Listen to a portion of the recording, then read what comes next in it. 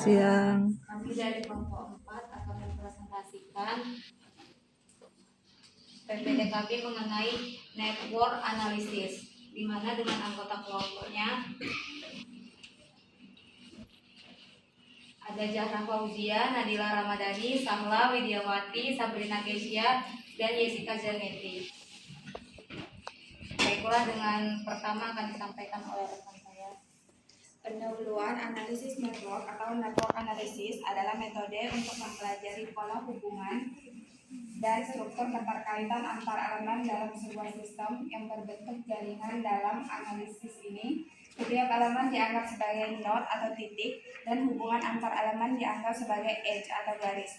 Tujuan utama analisis network adalah memahami bagaimana hubungan-hubungan tersebut mempengaruhi fungsi dan perilaku keseluruhan sistem. Analisis network juga melibatkan berbagai ukuran matematis seperti degree, closeness, dan betweenness centrality yang membantu mengukur tingkat kepentingan suatu node dalam jaringan. Secara umum, analisis network sangat berguna untuk memahami sistem yang kompleks dan saling terhubung, dan banyak digunakan dalam bidang matematika, komputer, epidemiologi, logistik, hingga media sosial. Berikut data yang kami pakai. Keterangannya yaitu penjualan 1 tidak laris sampai 4 sangat laris, minat pembeli 1 tidak minat sampai 5 sangat minat, rasa produk 1 kurang enak sampai 5 sangat enak, harga terjangkau 1 tidak terjangkau sampai 5 terjangkau, frekuensi beli 1 baru pertama, 2 jarang, 3 kadang-kadang, 4 sering. Sampai 4, 1 sampai 4 semua ya? Iya, Bu. Oke. Berikut tabel summary of network.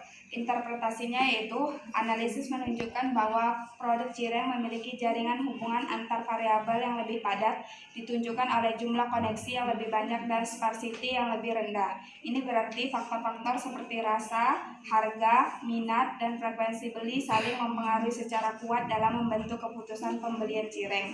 Sebaliknya, jaringan pada produk keripik kentang lebih renggang, menandakan bahwa keputusan pembelian konsumen lebih sederhana dan tidak banyak dipengaruhi oleh interaksi antar variabel.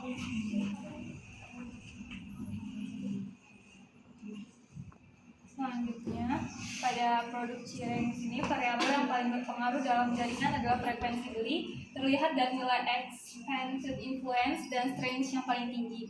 Hal ini menunjukkan bahwa perubahan pada frekuensi beli memiliki dampak paling besar terhadap variabel lain di dalam jaringan, sehingga menjadi pusat dinamika perilaku konsumen Cireng. Harga terjangkau juga berperan penting sebagai penghubung antar variabel, meskipun pengaruh totalnya tidak sebesar frekuensi beli.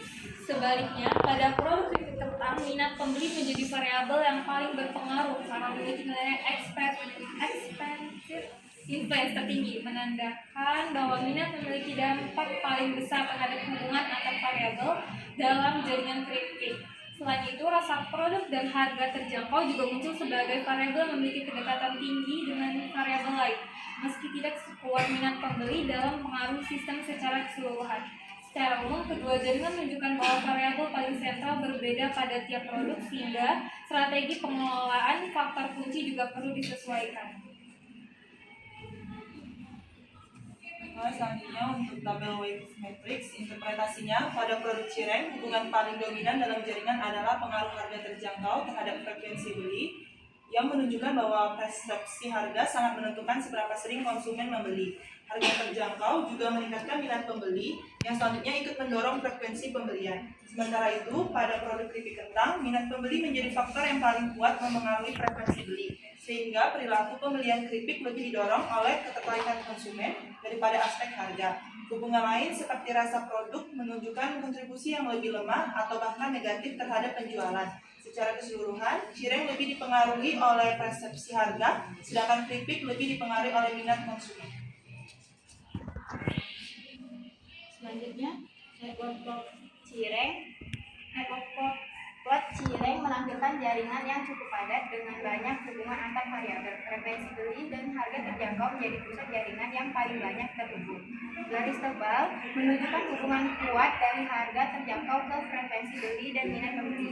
Ini berarti harga terjangkau sangat penting dalam mendorong konsumen membeli Cireng lebih sering untuk meningkatkan penjualan cireng. Perlu menjaga harga tetap terjangkau karena faktor ini paling berpengaruh. Selanjutnya, network plot keripik kentang menunjukkan jaringan yang lebih sederhana dengan hubungan antar variabel yang lebih sedikit. Minat pembeli menjadi pusat jaringan dengan garis biru tua sangat tebal ke frekuensi beli. Artinya, minat konsumen sangat menentukan seberapa sering mereka membeli keripik. Harga terjangkau juga berperan, tetapi pengaruhnya tidak sekuat minat pembeli. Sementara rasa produk dan penjualan terlihat terpisah dengan pengaruh yang lemah. Keputusan pembeli keripik kentang lebih sederhana dan didorong terutama oleh minat konsumen.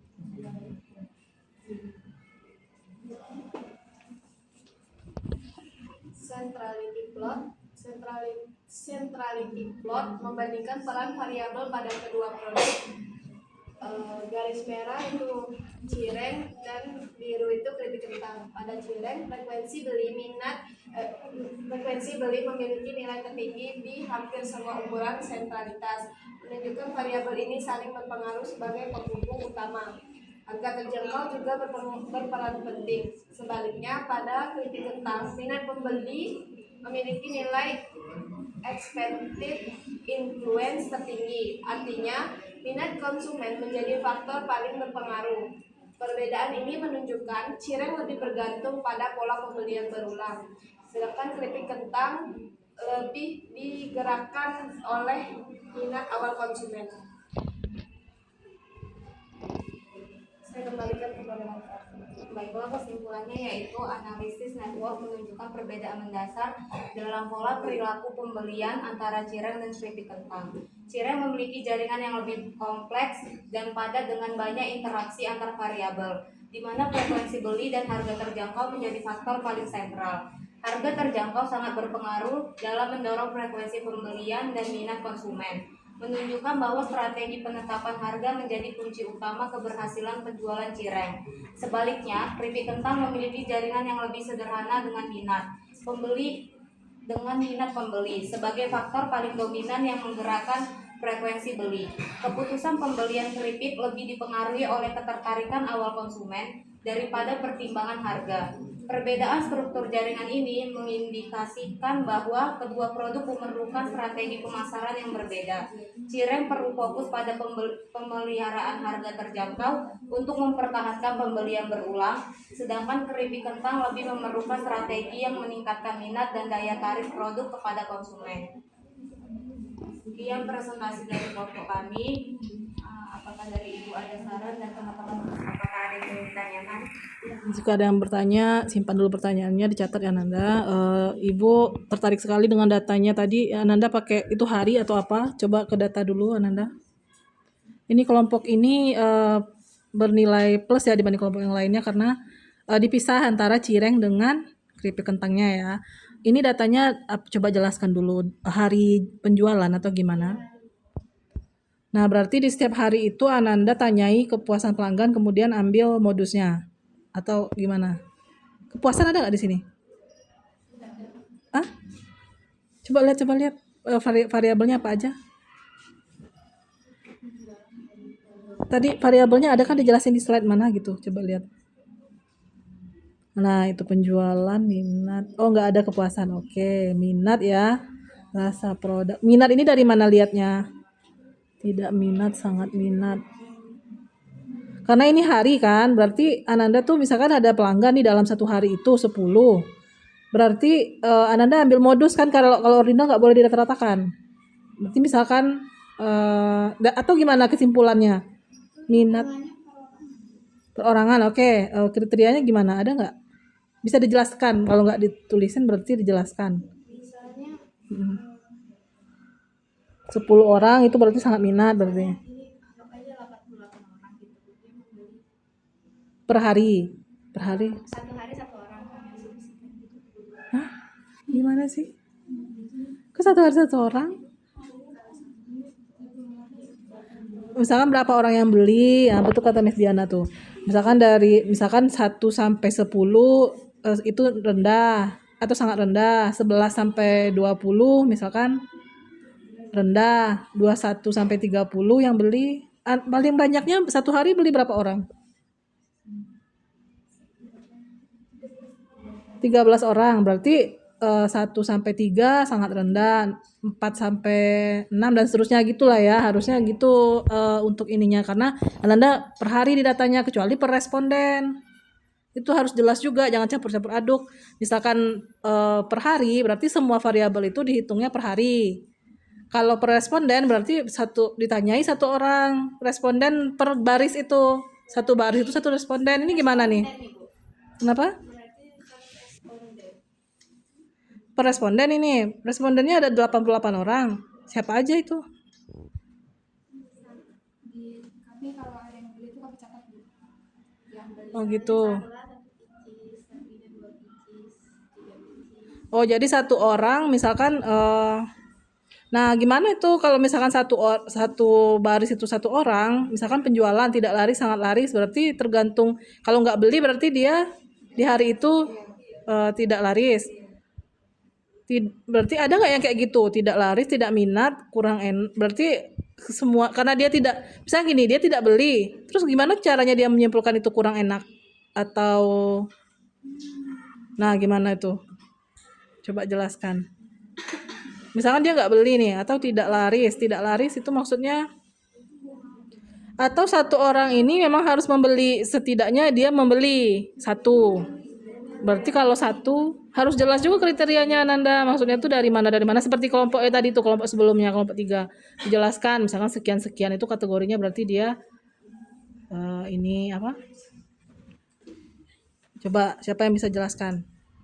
Ini data orang yang udah belinya Bu. Ya Beli berarti data yang diambil. pasti beli, oke. Terus gimana tadi seperti yang ibu katakan, ditanyai gitu, setiap beli ditanyai gitu, gimana menurut? Ngasih review. Oh, dari review itu ya disimpulkan. Berarti Ananda ini nggak kategori, tapi Ananda tuh pakai yang 1 sampai, dari skala 1 sampai 4 itu kira-kira ngasih di berapa gitu ya, cara Ananda untuk ini. Tapi karena ini hasil review, berarti Ananda sendiri yang mengkonversi, bukan dari pembelinya yang melingkari nilai-nilai itu kan. Oke, ini kelemahannya sih kayak hampir subjektif gitu kan jadinya datanya, tapi dari segi penyajian kalau misalkan nggak dikulik-kulik ini datanya, orang ngelihatnya wow gitu, wah wow ya. Terus habis itu networknya juga dipisahkan, beda sendiri dari kelompok yang lain. Coba lihat network plot sama yang terakhir itu grafik ininya, yang klaster-klaster itu. Nah ini kan 2 ya, Anda punya 2 hasil, oke ini udah nilai plus. Terus selanjutnya ke ini ya, ini udah nilai plus kelompok ini dibanding kelompok lainnya. Sebetulnya kalau seandainya tadi tidak ada unsur subjektivitas di data, Ibu mau ngasih nilai 100 tadinya, karena tadi agak-agak subjektif itu datanya, dan Ananda tidak ada yang benar-benar yakin untuk menjelaskannya, jadi nilainya sama kayak kelompok 3 tadi, 98. Kalau ada lagi kritikan dari temannya bisa berkurang bisa bertambah ya. Kita tunggu sesi tanya jawab. Dari Ibu mungkin itu, silakan. Tadi sudah ditutup ya? Oke. Baiklah, jika dari teman-teman tidak ada yang bertanya, kami tutup presentasi kami dari kelompok 4. Sekian, terima kasih. Applause.